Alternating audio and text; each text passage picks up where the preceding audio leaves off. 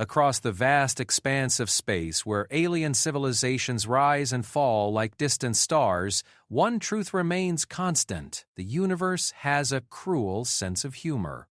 When Ambassador Zara Kithani stepped aboard the human diplomatic vessel Harmony, she expected political negotiations, trade agreements, and the usual dance of interstellar diplomacy.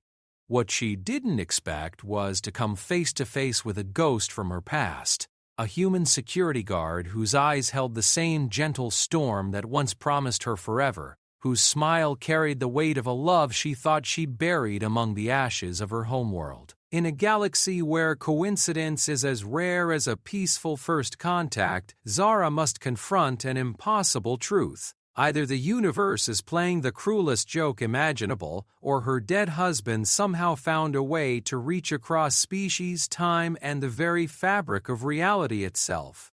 But in a cosmos where humans have proven that the impossible is merely Tuesday's agenda, perhaps love truly is the one force that transcends every boundary the universe dares to impose. Ambassador Zara Kithani adjusted her ceremonial robes for the third time as her shuttle approached the human diplomatic vessel Harmony. The deep purple fabric, woven with threads that shifted color in different lights, represented her status as a high-ranking member of the Veltari Council. Today marked the most significant diplomatic meeting in her people's history, the first formal alliance negotiations between the Veltari Republic and the Terran Federation. She pressed her palm against the cool viewport, watching the human ship grow larger. The Harmony was nothing like Veltaravier vessels with their organic curves and bioluminescent panels. Instead, it was a study in angular efficiency, all clean lines and purposeful design. Gray hull plating reflected the light of the nearby star, and she could see small figures moving behind transparent sections. Humans going about their daily routines with the casual confidence that had made their species both fascinating and terrifying to the rest of the galaxy. "Nervous, Ambassador?" asked Captain Telvorth, her aide and longtime friend.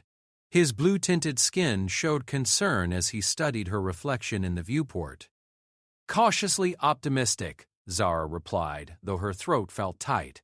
The weight of representing her entire species pressed down on her shoulders like gravity from a heavy world. The humans have proven themselves unpredictable in their diplomatic approaches. That was putting it mildly.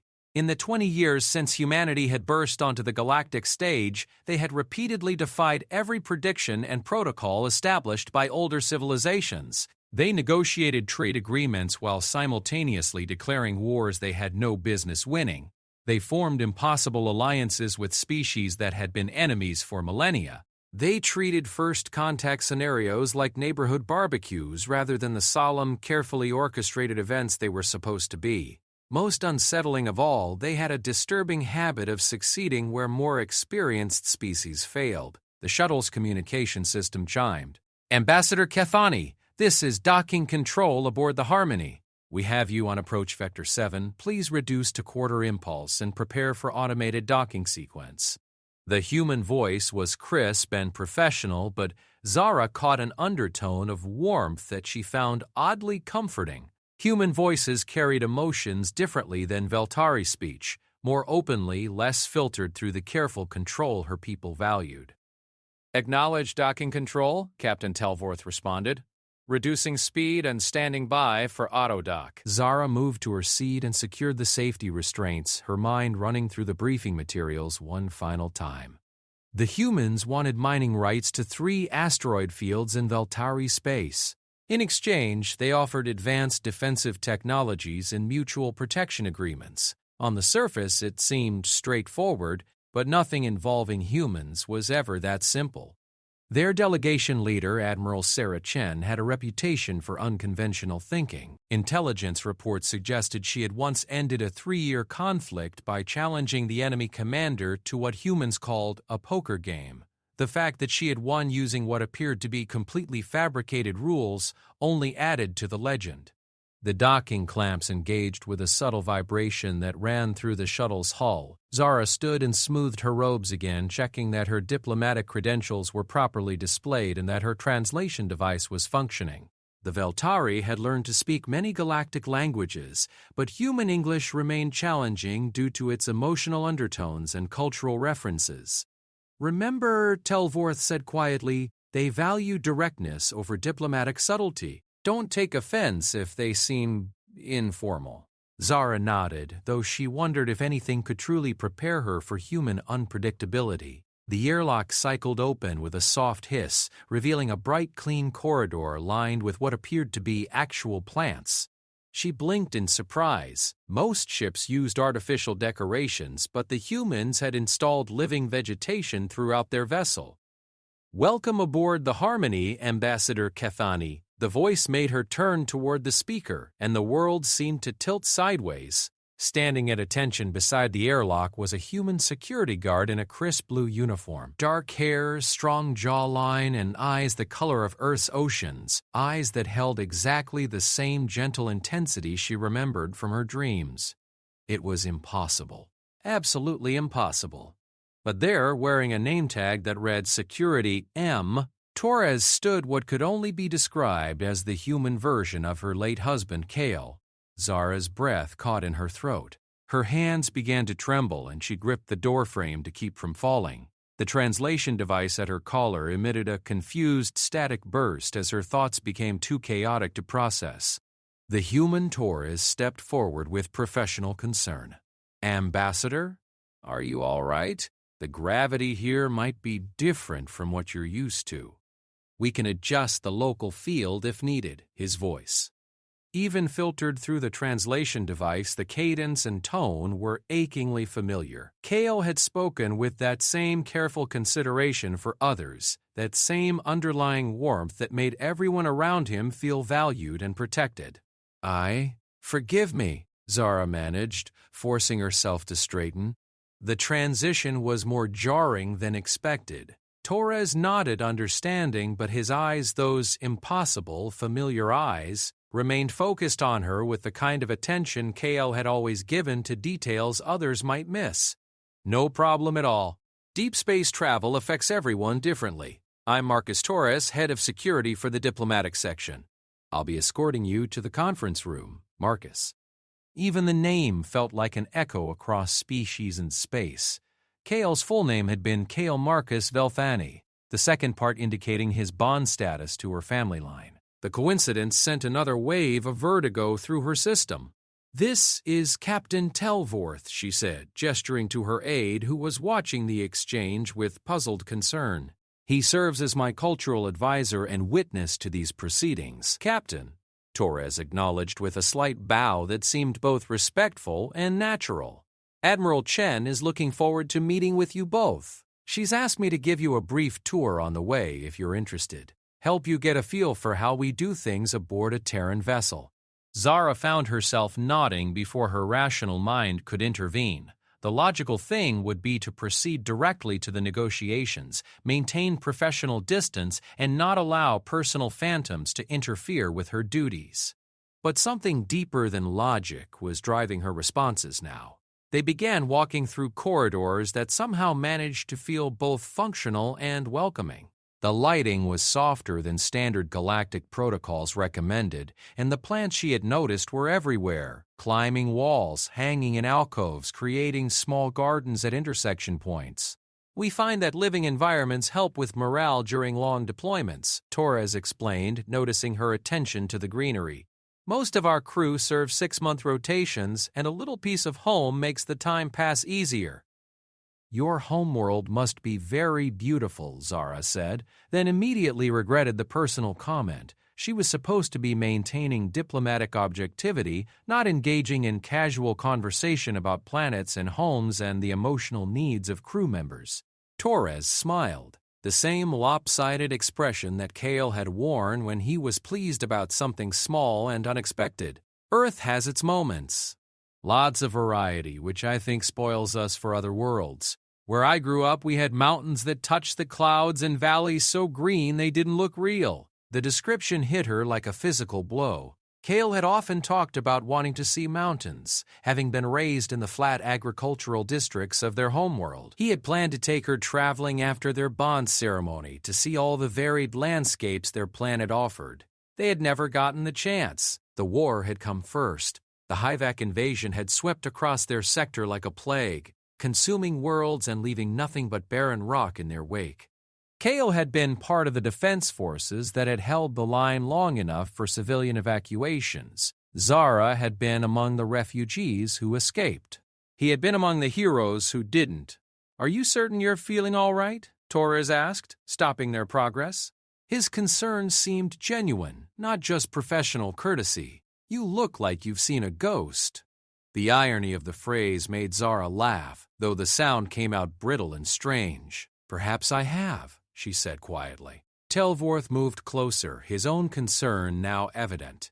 "Ambassador, if you need a moment." "No," she said firmly, drawing on years of diplomatic training to regain her composure. "I apologize for the distraction. Please continue the tour." Torres studied her for another moment, then nodded slowly. Something in his expression suggested he was filing away her reaction for later consideration, but he resumed walking without pushing for explanations. They passed through what Torres called the community center, a large space with comfortable seating, entertainment screens, and what appeared to be some kind of food preparation area. Several off-duty crew members looked up from various activities to wave or nod greeting as they passed. "Casual interaction is encouraged aboard Terran vessels," Torres explained. "We find it builds better working relationships than strict hierarchical separation." "Your military operates differently than most," Zara observed. "We're not really military, technically," Torres said with another one of those familiar smiles. "The Terran Federation maintains separate military and diplomatic services. This is a diplomatic vessel with defensive capabilities rather than a warship with diplomatic functions. Different philosophy, different approach to problem solving." They paused at a large viewport that showed the starfield beyond. Torres gestured to a distant point of light that glowed slightly brighter than the surrounding stars. "That's the Kepler system," he said. 5 inhabited worlds, 3 different species, all living in what they call guided cooperation. Humans helped mediate the resource-sharing agreements that made it possible. "Impressive," Zara said, though she was watching his reflection in the viewport more than the starfield. The resemblance to Kale wasn't exact. This man was slightly taller, his features a bit sharper, but the way he carried himself, the way he spoke about others with genuine interest and care, even the way he stood with one hand casually resting on his belt.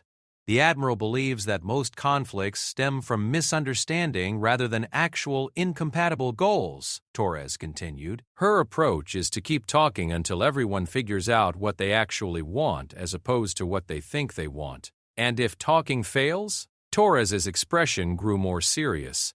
Then we get very, very good at not failing.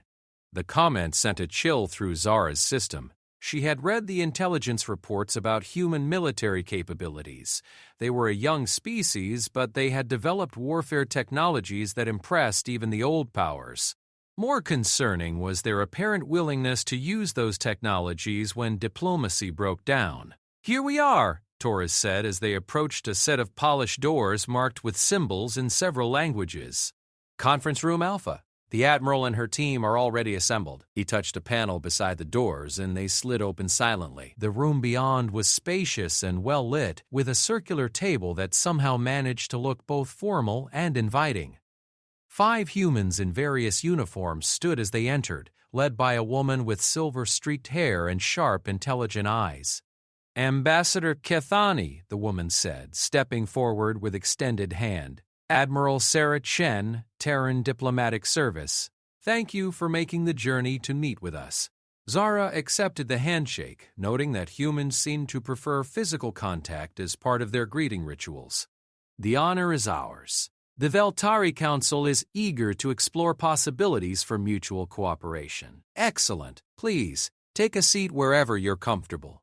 We believe in relaxed formality here, serious discussions, comfortable environment." As Zara moved toward the table, she caught sight of Torres taking up a position near the door. Professional, alert, but somehow managing to remain unobtrusive.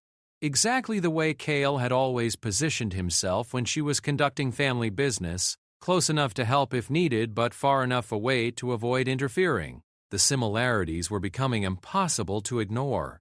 More than that, they were beginning to feel like something beyond coincidence. Before we begin formal discussions, Admiral Chen said once everyone was seated, "I always like to take a moment for informal introduction. Help everyone get a sense of who they're working with as people, not just as representatives of governments." Zara found herself glancing toward Torres again. He was watching the room with professional attention, but she caught him looking in her direction with what seemed like genuine curiosity rather than security concerns. "Perhaps," she said carefully, "we might begin with your security chief. In Veltari culture, we believe that understanding those who protect us helps establish the foundation for trust." Admiral Chen looked slightly surprised but pleased. "Of course, Marcus. Would you mind?" Torres stepped forward, his posture remaining professional but his expression warming slightly. "I've been with the Federation service for 8 years, worked on first contact protocols with 12 different species. My job is to make sure everyone feels safe enough to do their best work." "Tell them about your background," prompted another human at the table, a woman with lieutenant's insignia who seemed to know Torres well. "I grew up on a colony world called New Valencia," Torres said. "Agricultural settlement mostly, though we had some mining operations in the mountains. Lost my family when I was 16 during a natural disaster, so I understand something about starting over and building new communities." The words hit Zara like weapons fire. Kale had been orphaned young, had talked about the importance of chosen families and communities built on shared purpose rather than just blood relations. The parallels were beyond coincidental now. They were becoming supernatural. "I'm sorry for your loss," Zara said quietly. Torres met her eyes directly. "Thank you. It was a long time ago, but it taught me that life is precious and that protecting others is one of the few ways to make meaning from loss." The conference room fell silent for a moment, the weight of shared understanding settling over the group. Finally, Admiral Chen cleared her throat gently. "Perhaps we should begin with the formal agenda," she suggested. "Ambassador, I believe you have opening remarks prepared?" Zara nodded, reaching for her diplomatic training to carry her through what was supposed to be a routine negotiation. But as she began to speak about trade agreements and mutual defense pacts, part of her mind remained focused on the impossible man standing guard by the door, a man who looked like her husband, spoke like her husband, and seemed to carry the same gentle strength that had made her fall in love across species lines once before. In a galaxy where humans routinely accomplish the impossible, perhaps it was time to consider that even death might not be the absolute boundary she had always believed it to be. The formal negotiations had progressed better than expected, with both sides finding common ground on most major points. Admiral Chen's unconventional approach had indeed proven effective, turning what could have been rigid diplomatic posturing into genuine problem-solving discussions. But Zara found herself struggling to maintain focus, her attention repeatedly drawn to the security chief who stood quietly observant throughout the proceedings. When Admiral Chen called for a recess, Zara felt both relief and anticipation. Telvorth immediately approached her with concern written across his blue-tinted features. "Ambassador, you seem distracted," he said quietly in their native language. "Is something troubling you about the human proposals?" Zara glanced toward Torres, who was engaged in conversation with another security officer near the room's entrance. "Not the proposals, no. Something else entirely." "What kind of something else?" Before she could answer, Admiral Chen approached their small group. "Ambassador, I hope you don't mind my saying so, but you seem somewhat unsettled. Is there anything we can do to make you more comfortable? Different food, environmental adjustments?" "Actually," Zara said, making a decision that surprised even herself, "I was wondering if I might speak privately with your security chief. There are some cultural questions about human protection protocols that might help me understand your proposals better." It was a transparent excuse, and Admiral Chen's sharp eyes suggested she recognized it as such. But the human woman simply nodded graciously. "Of course. Marcus has extensive experience with interspecies cultural exchanges. Marcus, could you spare a few minutes to assist the ambassador?" Torres straightened and approached their group. "Certainly, Admiral." Ambassador, where would you like to talk? We have several private conference rooms, or I could show you one of our observation lounges if you'd prefer something less formal. The observation lounge sounds perfect, Zara said, ignoring Telvorth's increasingly worried expression. They walked in silence through corridors that seemed more familiar than they should have, past the living walls of vegetation and the casual interactions of off-duty crew. Zara found herself studying Torres's gait, the way he moved with unconscious confidence, always aware of his surroundings but never seeming tense or suspicious. Kale had moved the same way.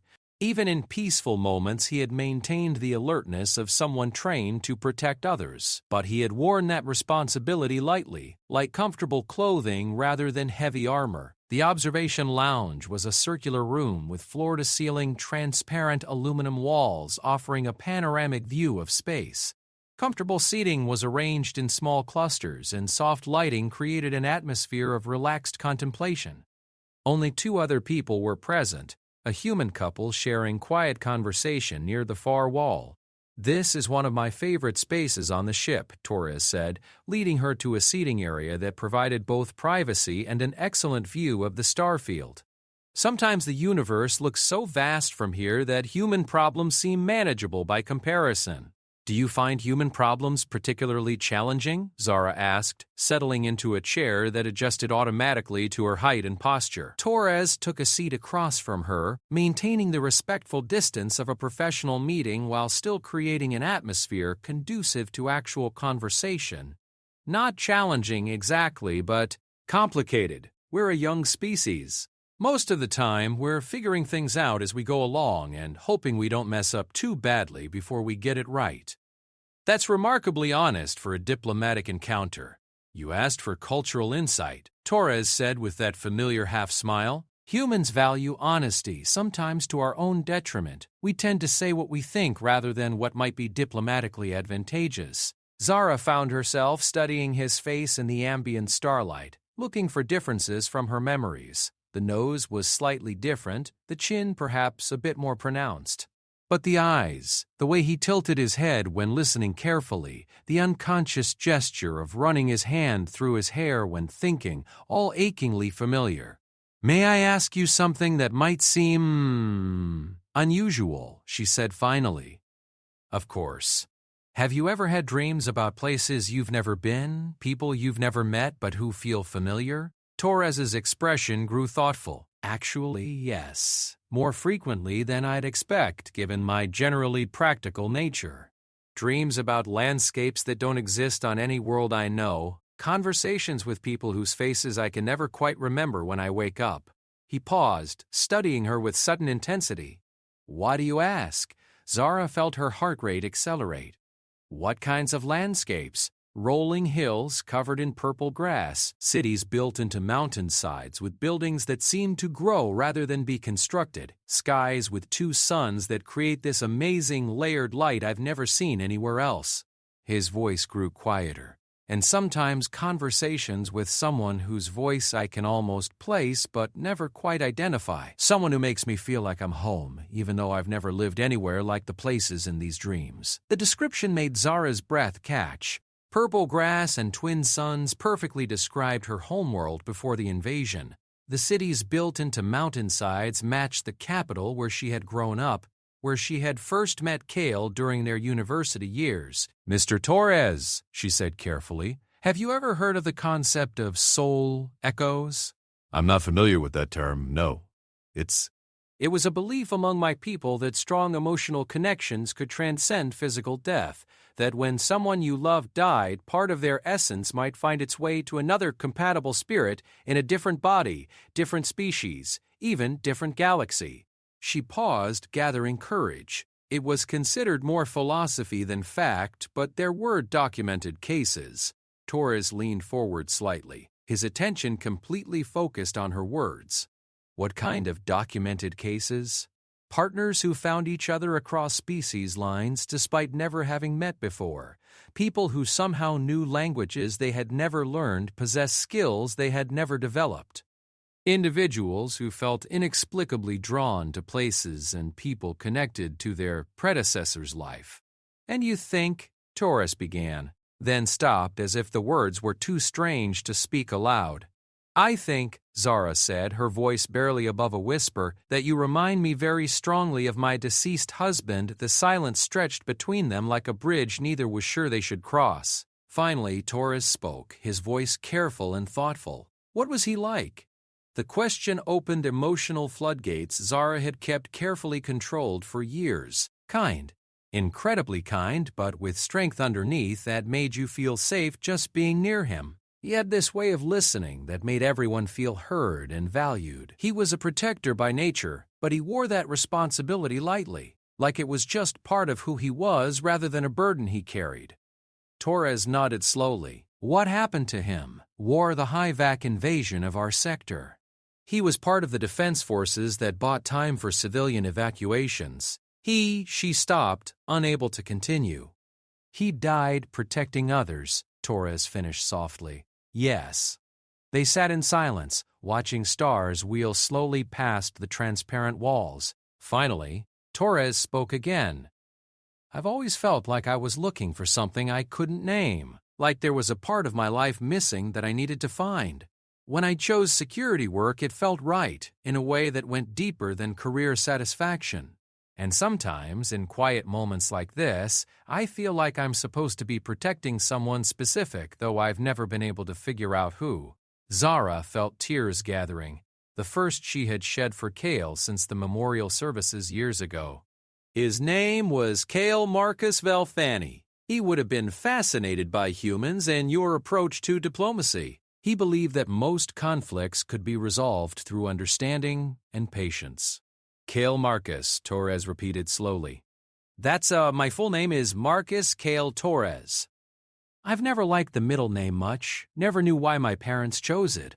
The coincidence hit them both like a physical shock. Zara stared at him, searching his face for any sign that this was some elaborate deception, but his surprise seemed completely genuine. That's impossible, she whispered. Is it? Torres asked. In a galaxy where faster-than-light travel exists, where different species can communicate across vast biological differences, where consciousness can be transferred to mechanical bodies, is reincarnation really the most impossible thing we could imagine? You're being remarkably calm about this, Zara observed. Torres laughed, and the sound was exactly like Cale's laughter, warm and slightly self-deprecating. Ambassador, I work in interstellar diplomacy. My job description already includes expect the impossible on a regular basis. Besides, he added more seriously, this feels right, like a puzzle piece finally falling into place. What are you suggesting? I'm suggesting, Torres said, standing and moving to look out at the stars, that maybe we should stop trying to rationalize this and start figuring out what it means. Zara joined him at the transparent wall, standing close enough to catch the scent of his cologne, something clean and understated that reminded her of mountain air and growing things. The negotiations, she said suddenly. I can't let personal feelings interfere with my responsibilities to my people. Of course not, Torres agreed. But that doesn't mean we have to pretend this isn't happening. No, it doesn't. She turned to face him directly.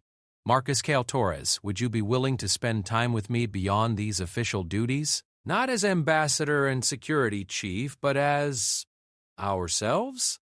I would be honored, he said formally, then grinned. Though I should warn you, I'm probably going to have a lot of questions about this soul echo concept. I'll answer what I can, though I should mention that even among my people it was more theory than established science. Then we'll figure it out together. After all, humans excel at making the impossible work somehow. They were interrupted by the soft chime of Torres's communication device. He touched the earpiece and listened for a moment, then nodded. Admiral Chen is ready to resume negotiations, he reported. Apparently the recess gave her time to develop some new proposals she wants to run past you. As they walked back toward the conference room, Zara felt a lightness in her chest that she hadn't experienced since before the invasion. The rational part of her mind insisted that she was allowing wishful thinking to override logical analysis. But a deeper part of her, the part that had never quite accepted Cale's death, whispered that some connections transcended the physical limitations of individual lives. Marcus, she said as they reached the conference room doors. Yes, thank you for listening, for taking this seriously instead of dismissing it as grief-induced fantasy. Thank you for trusting me with something so personal, he replied. And Zara, if this is real, if there's any truth to what we're both feeling, then maybe your husband found a way to keep protecting you after all. The thought followed her back into the formal negotiations, where Admiral Chen's new proposals proved even more generous than expected. As Zara listened to offers of technological exchange, defensive pacts, and cultural cooperation programs, she found herself wondering if human diplomatic success might have sources beyond simple negotiating skill. Perhaps in a species known for achieving the impossible, even love had learned to transcend the boundaries that lesser civilizations accepted as absolute. But as the afternoon progressed and the negotiations moved toward successful conclusion, Zara began to wonder if she was prepared for the implications of that possibility. Because if Marcus Torres was somehow connected to her lost love, then accepting that connection would mean opening her heart to loss all over again. And this time she would be loving someone from a species known for rushing headlong into danger whenever the galaxy needed protecting. The formal negotiations concluded with agreements that exceeded everyone's expectations. Trade routes, defensive cooperation, cultural exchanges, and joint research initiatives, the foundation for a partnership that could benefit both species for generations. Admiral Chen seemed particularly pleased with the mutual defense clauses, while Zara's own government would be thrilled with the technology-sharing agreements. But as the official ceremony concluded and documents were signed with appropriate diplomatic fanfare, Zara found her attention drawn to the man standing at perfect attention near the room's entrance. Marcus Torres had maintained his professional demeanor throughout the proceedings, but she caught moments when his gaze lingered on her with an intensity that had nothing to do with security concerns. "Ambassador," Admiral Chen said as the formal proceedings wound down, "I hope you'll consider staying aboard the Harmony for a few days, give our respective teams time to work out implementation details, and allow you to experience human hospitality before your return journey." The invitation was both unexpected and perfectly timed. "That's very generous, Admiral." "I would be honored to accept." "Excellent. Commander Torres will coordinate your accommodations and security arrangements." Chen's sharp eyes glinted with what might have been amusement. "I'm sure he'll take excellent care of your needs." As the various officials dispersed, Zara found herself alone with Torres for the first time since their conversation in the observation lounge. The weight of everything unspoken hung between them like gravity from a heavy world. "I've arranged guest quarters in the diplomatic section," Torres said, his voice carefully professional. "Close to the conference facilities, but with privacy for your personal needs. If you'd like, I can show you there now, then give you time to rest before the evening meal." "That sounds perfect," Zara said, then added quietly, "Will you be joining me for the evening meal?" "If you would like me to." Off-duty protocols allow for informal social interaction between diplomatic guests and crew members. "I would like that very much." They walked through corridors that were becoming familiar past the community spaces where off-duty humans engaged in various recreational activities. Zara noticed how many crew members greeted Torres with genuine warmth rather than mere respect. Another similarity to Kale, who had been beloved by everyone in his unit. "This is your quarters," Torres said, stopping at a door marked with her name in both English and Veltari script. "The environmental controls are preset for standard humanoid comfort, but everything can be adjusted. Communication panel here, emergency alert here, and this will connect you directly to my station if you need anything." The room beyond was spacious and comfortable, decorated with what appeared to be actual artwork rather than standard institutional furnishings. A large viewport offered views of the starfield, and someone had placed a small arrangement of those ubiquitous human plants on the central table. "This is lovely," Zara said. "Much more personal than typical diplomatic accommodations." "Admiral Chen believes that comfortable guests make better allies," Torres explained. "Plus, humans have this psychological need to show hospitality. We like taking care of people." "Another similarity to my husband," Zara said without thinking. then felt heat rise in her cheeks. "I'm sorry. I don't mean to keep making these comparisons." "Don't apologize," Torres said, moving closer. "I want to understand. These similarities you keep mentioning, are they surface things or something deeper?" Zara sat on the edge of the bed, suddenly feeling the emotional weight of the day. "Both. The way you move, the way you speak to people, your instinctive protectiveness, those are surface similarities. But underneath, there's something in your presence that feels like coming home." Torres took a chair across from her, maintaining respectful distance while still creating intimacy through attention and focus. "Can you tell me more about him, about your life together?" "We met at university," Zara began, surprised at how easily the memories flowed after years of careful suppression. "I was studying diplomatic protocols. He was in the defense sciences program. Different worlds, but we kept ending up in the same philosophy seminars. He had this way of asking questions that made professors rethink their assumptions." "What kind of questions?" He would ask things like, "If we accept that conflict is inevitable, how do we ensure that the aftermath creates better conditions for peace? Or what's the difference between protecting someone and controlling them?"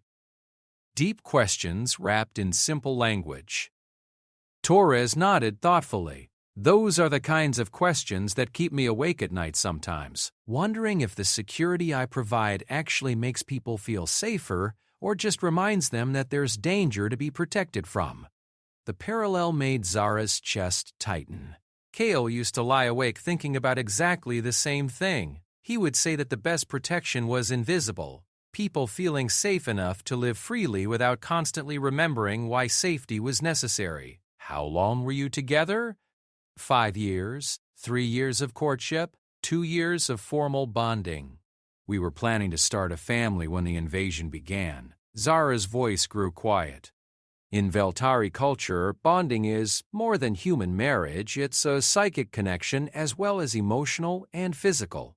When your bonded partner dies, part of you dies with them. Is that why you recognize me so strongly? Some kind of psychic resonance? Possibly. Though the bond should have been severed by death."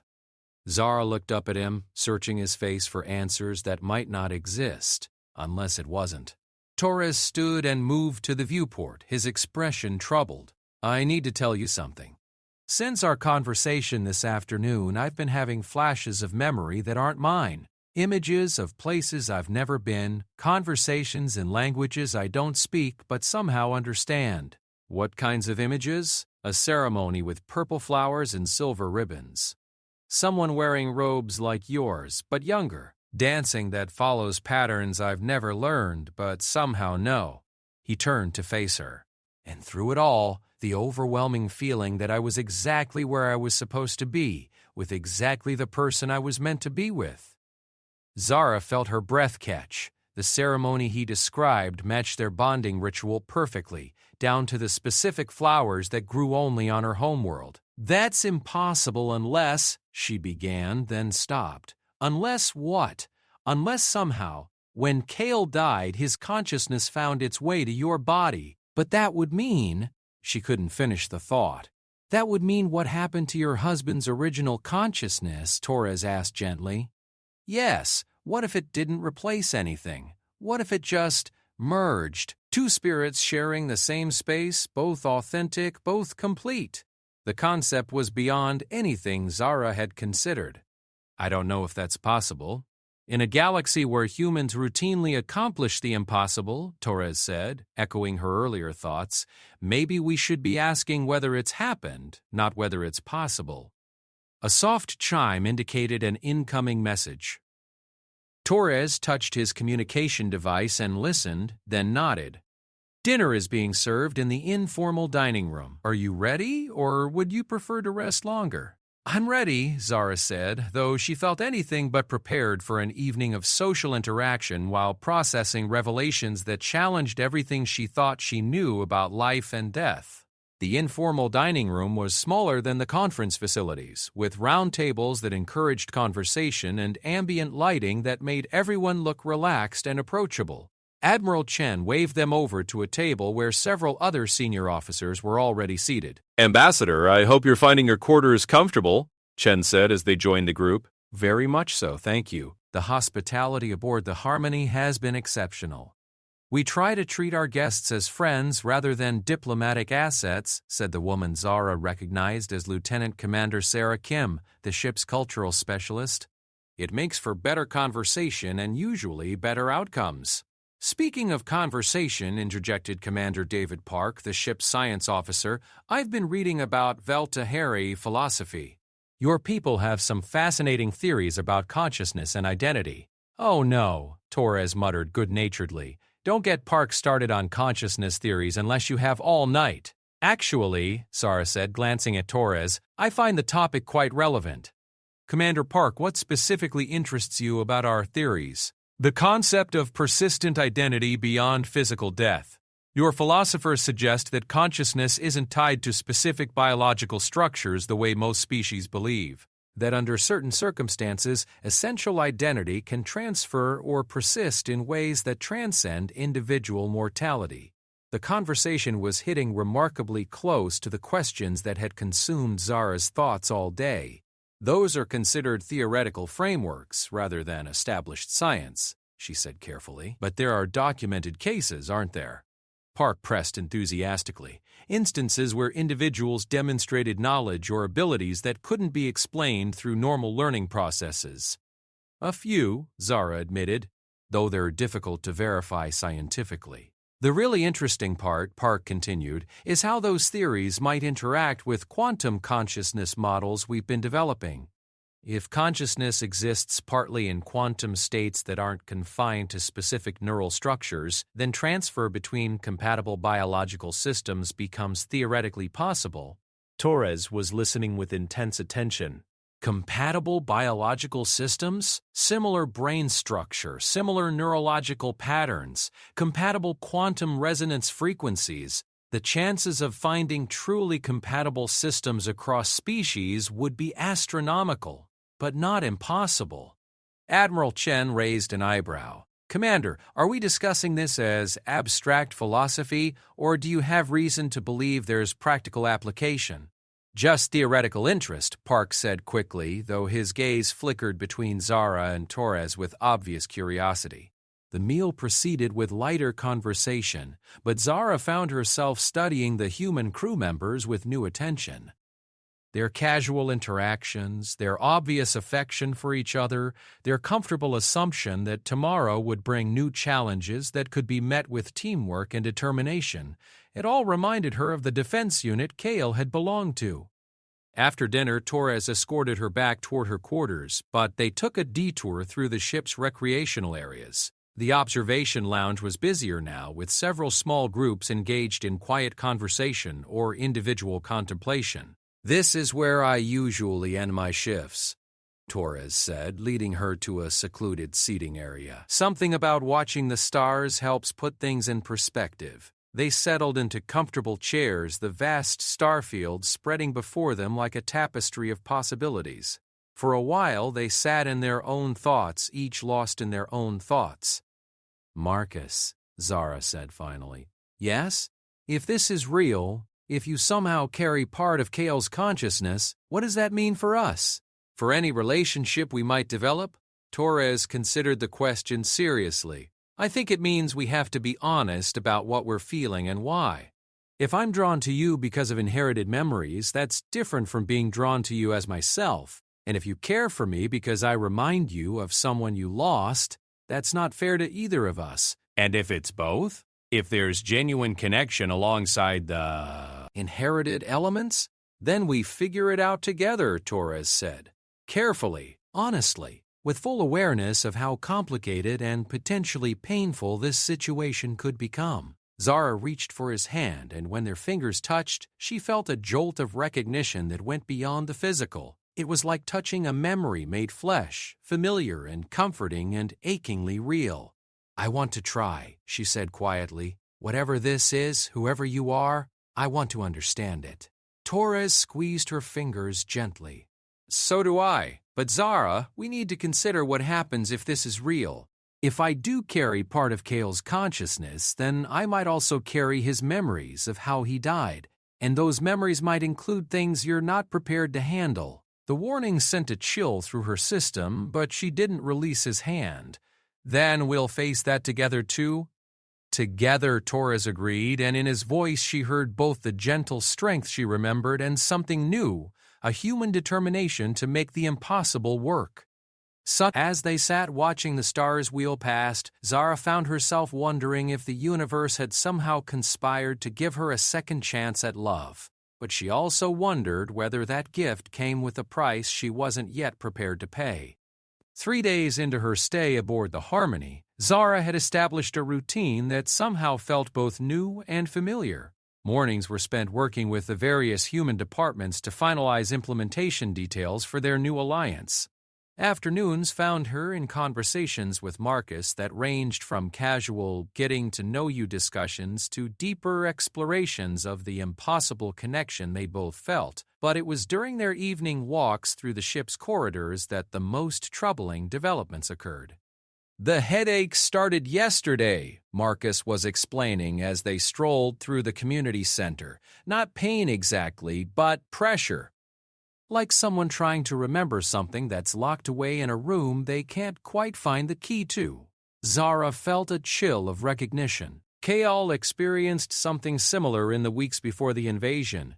He said it felt like memories trying to surface from somewhere deeper than conscious thought. They paused near a viewport that showed the distant glow of a nebula, its colors shifting slowly through the spectrum as the Harmony maintained its patrol route. Several crew members nodded friendly greetings as they passed, but Zara noticed that Marcus seemed more tense than usual. "There's something else," Marcus said quietly. "Last night I had dreams, but they weren't like the vague images I told you about before. These were specific, detailed memories of events I never experienced." "What kind of events?" Marcus was quiet for a long moment, his jaw tight with what appeared to be emotional strain. "Memories of dying, of knowing I was going to die and making peace with that because it meant others would live." The words hit Zara like a physical blow. She gripped the edge of the viewport housing to steady herself. "Tell me." "I was in some kind of defensive position, coordinating evacuation routes while enemy forces advanced. I could see the tactical display, understand the strategic situation even though I've never served in ground combat. The forces under my command were buying time for civilian transports to reach safe jump points." Zara's vision blurred with tears she hadn't expected. That's exactly how it happened. Kaal was part of the final defense line. They held position until the last transport cleared the system. "In the dream, I knew the position couldn't be held. We all knew. But there was this overwhelming sense of... like every moment we bought for those transports justified everything that was going to happen next. How did it end?" "The dream?" Marcus's expression grew distant and troubled. "Explosion. Massive energy discharge that wiped out everything in a 3-kilometer radius. But just before the end, there was this feeling of reaching out, trying to touch something or someone important, one last time."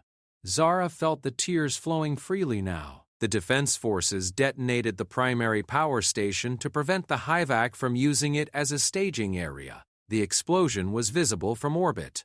"We knew." She stopped, unable to continue. "You knew no one in the defense perimeter could have survived," Marcus finished gently. "Yes." They stood in silence, watching the nebula's slow dance of colors. Finally, Marcus spoke again, his voice careful and controlled. "Zara, if these are Kaal's actual memories, then there might be information about the invasion that your people never recovered. Strategic intelligence about HIVA capabilities or intentions." The implication hit her immediately. Information that could be crucial for future defense planning. "Yes, but accessing those memories," Marcus trailed off, his expression troubled. "What aren't you telling me?" "Commander Park ran some discrete scans yesterday. Nothing invasive, just baseline neurological readings while I was off duty. He found anomalous brain patterns consistent with what you'd expect from consciousness transfer or merger."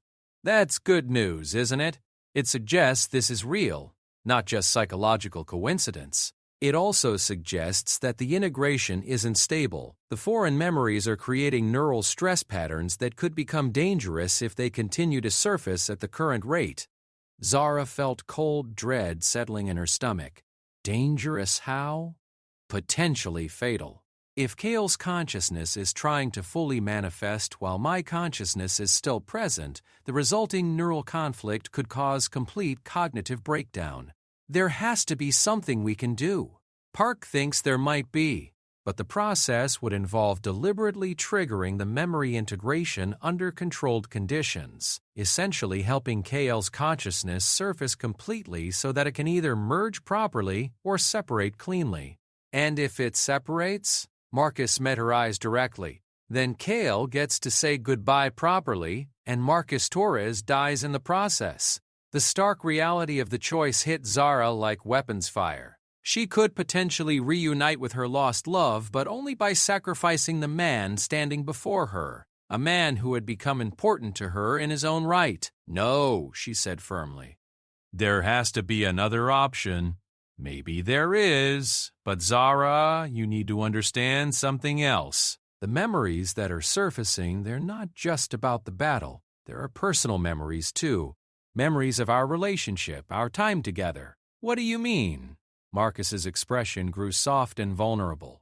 I remember our first kiss, the taste of the purple wine we shared during the bonding ceremony, the way you used to fall asleep with your head on my shoulder while reading diplomatic texts. I remember loving you so completely that dying seemed impossible because love that strong shouldn't be able to end. The words were like daggers made of honey, sweet and devastating simultaneously, Marcus. I know it's not fair. I know these aren't technically my memories, but experiencing them feels real, and the emotions attached to them are affecting how I feel about you now. How do you feel about me now? Like I've been waiting my whole life to find you again. Like every choice I've made, every path that led me to diplomatic security was unconsciously designed to bring me to this moment. He paused, his voice growing quieter, and terrified that I'm not really the person you think I am. Before Zara could respond, the ship's communication system activated with an urgent tone. All senior staff to the bridge immediately. Ambassador Kathani to the bridge immediately. This is not a drill. Marcus's professional instincts engaged instantly. We need to go now. They moved swiftly through corridors that suddenly seemed tense with purpose. Crew members hurried past with focused expressions, and Zara could hear the subtle changes in the ship's ambient sounds that indicated heightened alert status. The bridge was a hub of controlled activity when they arrived. Admiral Chen stood at the central command station, her expression grim as she studied displays that showed tactical information and communication feeds.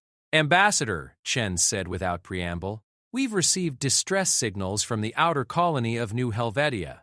They're under attack by unidentified forces using weapons signatures that match historical records of the HFY.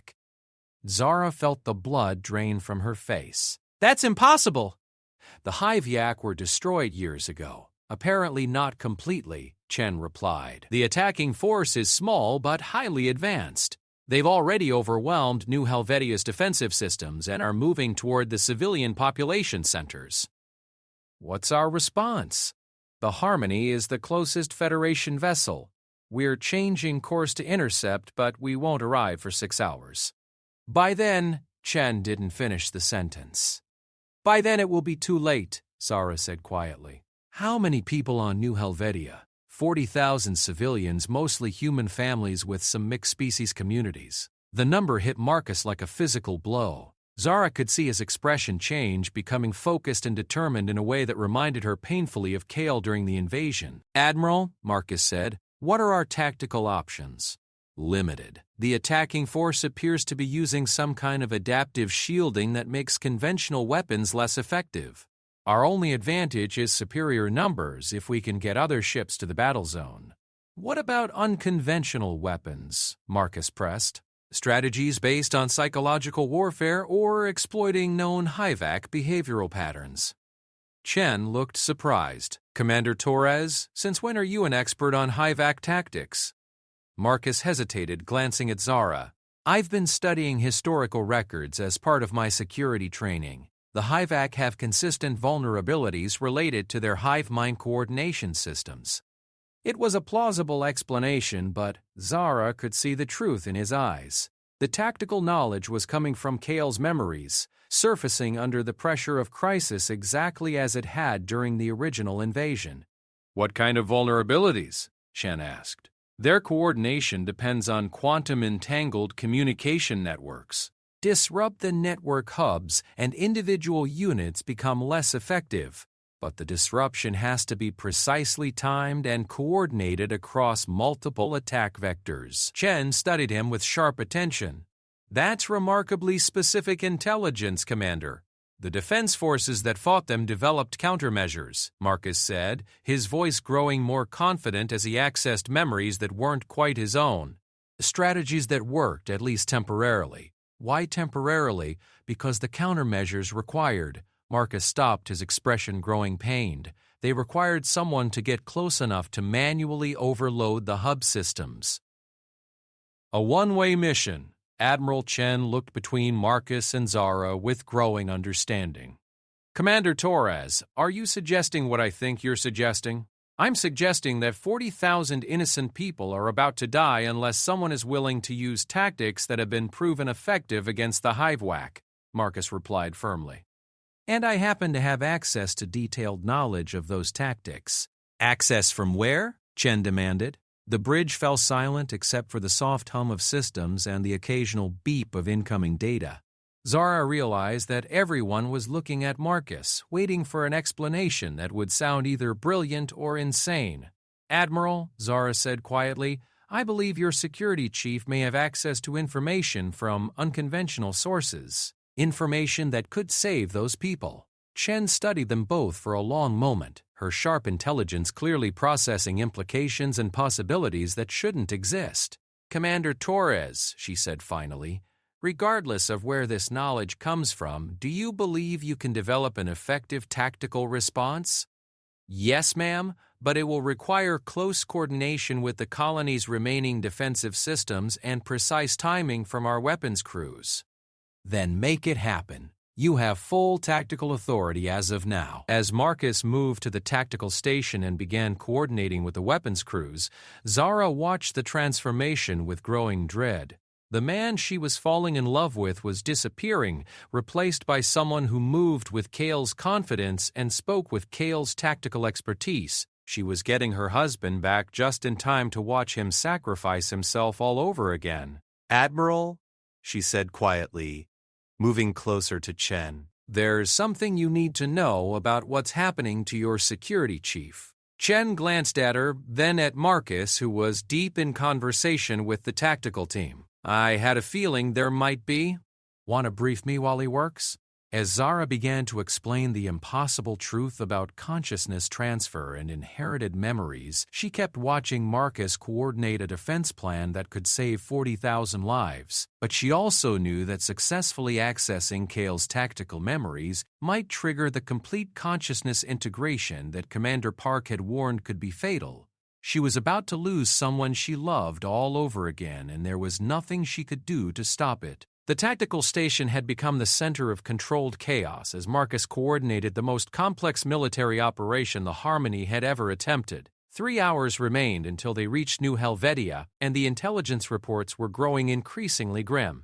The Hivewhack force had broken through the colony's outer defenses and was advancing toward the main civilian shelters.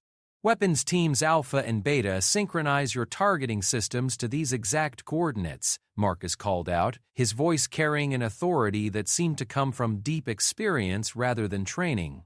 The disruption field has to be initiated within a 2-second window across all hub locations simultaneously. Admiral Chen stood beside Zara at the observation area, watching her security chief coordinate strategies that shouldn't have been possible for someone with his background. Ambassador, I need to ask you directly, is that man still Marcus Torres? Zara watched as Marcus gestured to the tactical display, explaining complex enemy behavioral patterns to junior officers who were scrambling to understand concepts they had never encountered. I think he's both, she said quietly. But the balance is shifting. Toward the consciousness of your deceased husband? Yes. Chen was silent for a moment, processing implications that challenged everything she thought she knew about life and death. Is this transformation permanent? I don't know. Commander Park believes that forcing full integration under stress could be dangerous for both consciousness patterns. How dangerous? Potentially fatal. Chen nodded grimly. And if we don't use this tactical knowledge, 40,000 people die. Understood. Chen moved closer to the tactical station. Commander Torres, status report. Marcus looked up from the display and Zara caught her breath. His eyes held depths that hadn't been there hours before. Memories of battles fought and lives lost. When he spoke, his voice carried the weight of someone who had faced impossible choices before. Admiral, we can save the colony, but it will require the Harmony to take significant risks. The disruption strategy works, but only if we can get close enough to manually override the HIVAC coordination hubs. Define significant risks. We'll need to drop shields to get the override teams close enough. The ship will be vulnerable for approximately 90 seconds while the teams work. If the timing is off, or if the HIVAC adapt faster than expected, we could lose the ship and everyone aboard. Chen studied the tactical display, her expression calculating. Success probability? 70% for mission success, 40% for ship survival. Those are terrible odds. They're better than the odds the colonists have if we do nothing. The bridge fell silent except for the steady hum of systems and the occasional update from the communications station. Zara could feel the weight of command decisions pressing down on everyone present. There's another option, Marcus said quietly.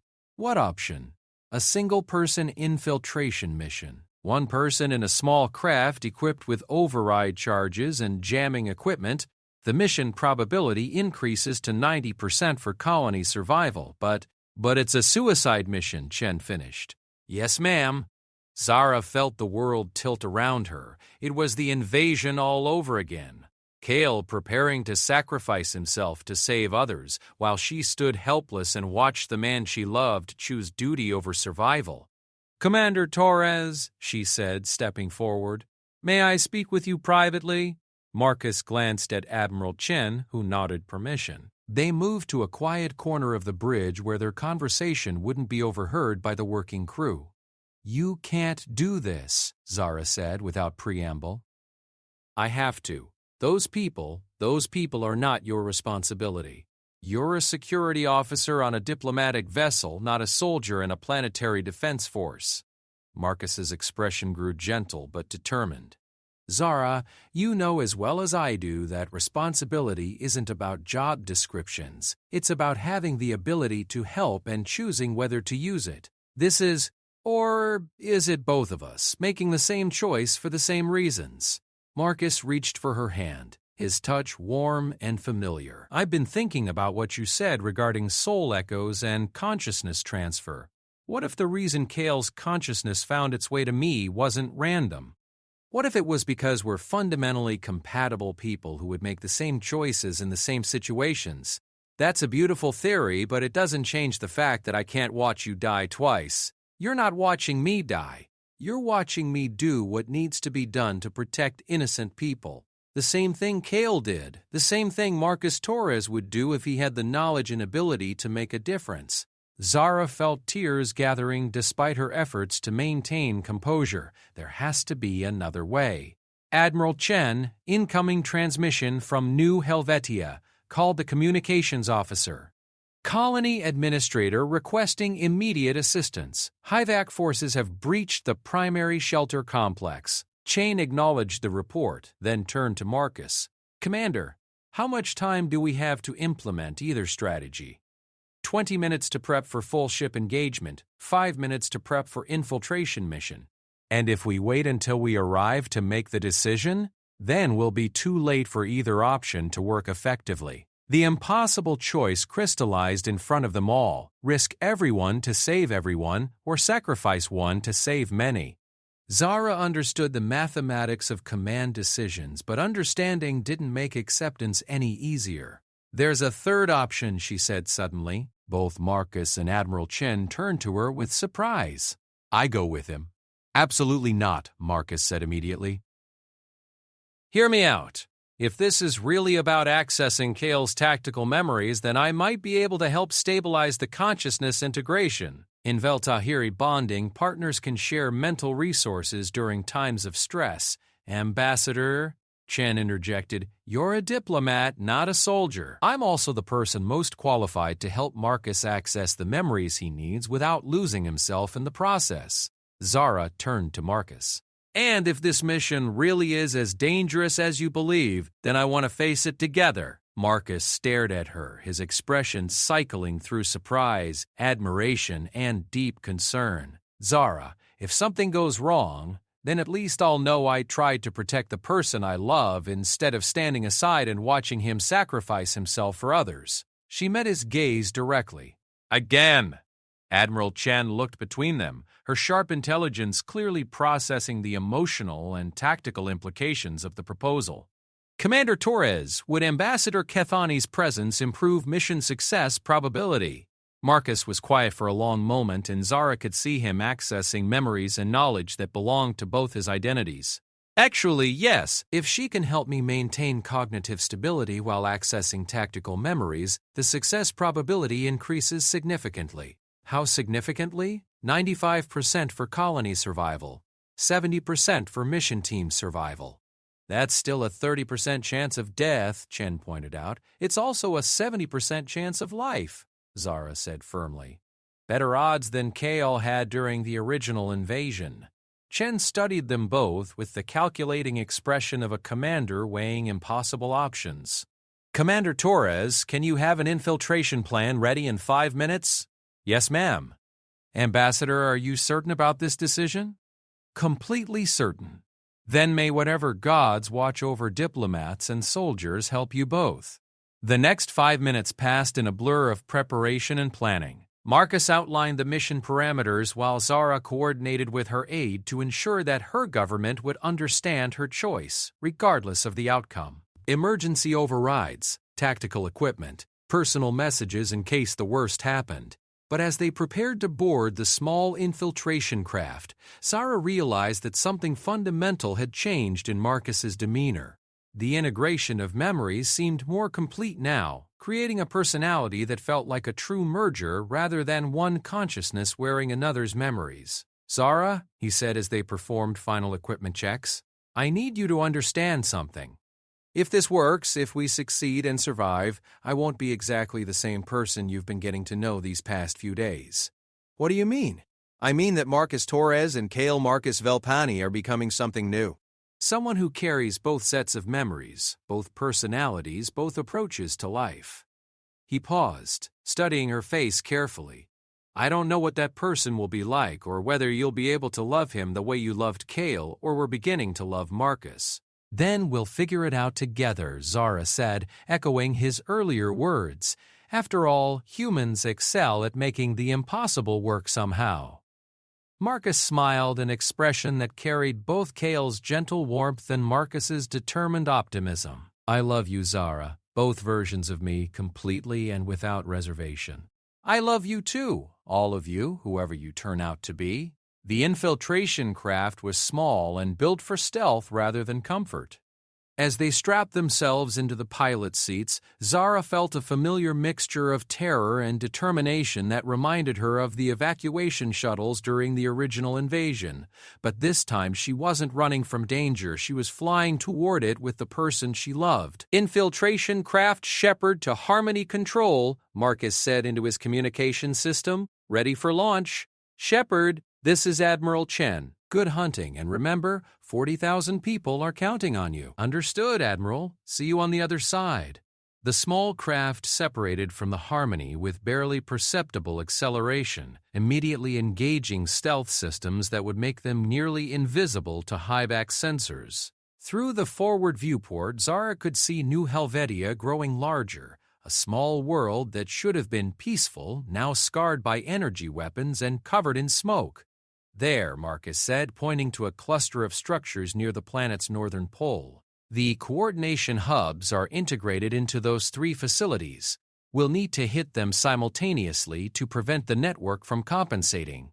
How do we hit 3 targets simultaneously with one ship? Marcus's expression grew grim. We don't. We hit one, then race to the others before the network realizes what's happening. We'll have maybe 30 seconds per target, and if the network realizes what we're doing before we finish, then we improvise." As they entered the planet's atmosphere, Zara reached for Marcus's hand. When their fingers touched, she felt something she hadn't expected, not just the familiar connection to KL's memory, but something entirely new. A sense of partnership that belonged to neither her relationship with KL nor her growing feelings for Marcus, but to whatever they were becoming together. "Whatever happens," she said quietly, "I'm glad we're facing it together."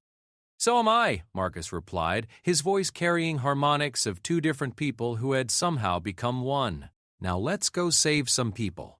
The first target facility loomed ahead, surrounded by HIVAC forces that moved with the eerie coordination of a hive mind. As Marcus piloted the small craft through defensive fire toward their objective, Zara realized that she was about to discover whether love really could transcend death, consciousness, and the very nature of individual identity. In a galaxy where humans routinely accomplish the impossible, perhaps the most impossible thing of all was that some connections were strong enough to survive even the transformation of the people who shared them. But as they began their final approach, dodging energy weapons and preparing to risk everything for strangers they would never meet, Zara understood that she was willing to find out. She couldn't believe her eyes. The human guard was the spitting image of her ex-husband. HFY Sci-Fi,